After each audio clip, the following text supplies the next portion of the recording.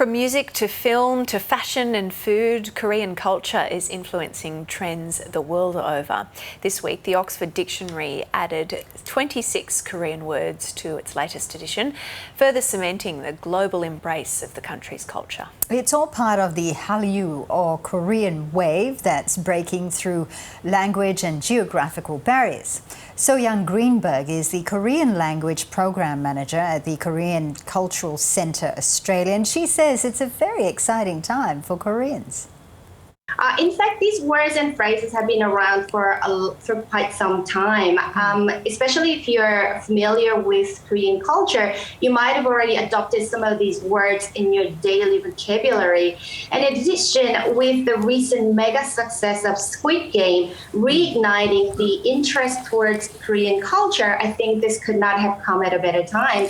And yesterday happened to be Hangul Day. Hangul is the Korean alphabetic system that was proclaimed in 1446.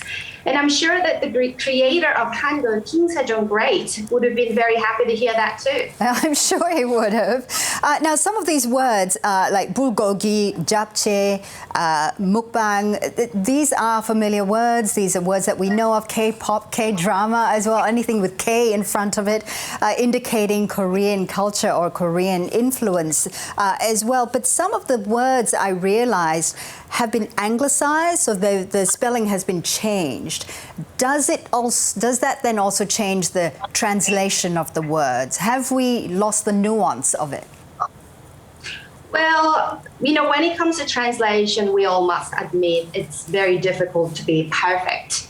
And it often goes way beyond the boundaries of just languages. It encompasses a variety of cultural aspects. So when it comes to conveying nuances, it depends on how familiar you are with the culture as well as the literal translation. That's what I think. Well, okay, let's look at this. We've got K-pop, we've got K-drama, we've got last year's Parasite film sweeping the Oscars. This year, Squid Game is all the rage on Netflix, of course.